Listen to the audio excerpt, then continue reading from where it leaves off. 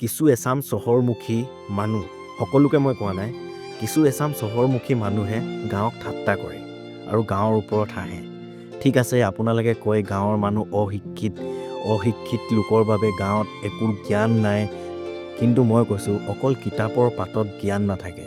আচল জ্ঞান আপুনি গাঁৱত যাব, এবাৰ গাঁৱতহে পাব। এই গাঁৱত আপুনি গ'লে দেখিব সমন্বয়, মিল, সংস্কৃতি আৰু শুদ্ধ উশাহ, শুদ্ধ বতাহ আৰু মিলা প্ৰীতিৰ দৰে এখন গাঁৱত চবেই ইজনে আনজনক সহায় কৰি জীয়াই আছে। আৰু আপুনি যেতিয়া ডাইনিং টেবুলত বহে আৰু থালখনত গৰম গৰম ভাত পায়, অন্ন পায়, সেইখিনি আপোনাক কোনে দিছে? সেইখিনি আপোনাক গাঁৱে দিছে আৰু গাঁৱকে আপুনি ঠাট্টা কৰে। ঠিক আছে, আপোনালোকৰ ঠাট্টাৰ জোৰত মই এইখিনি আপোনালোকক জ্ঞান দিব বিচাৰিছোঁ, সেয়েহে এইখিনি কথা কৈছোঁ।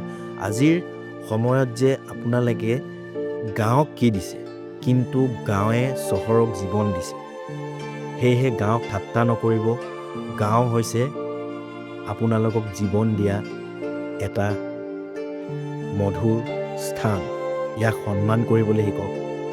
সেয়েহে কথাখিনি মই ক'লোঁ যেতিয়া আপোনালোকে মোক ভাল পোৱা বুলি নহয়, যদি গাঁৱক সঁচাই ভাল পায় মনৰ পৰা, মোৰ ভিডিঅ'টো লাইক, কমেণ্ট, শ্বেয়াৰ নকৰাকৈ প্লিজ নাথাকিব, যদি গাঁৱক সন্মান কৰে।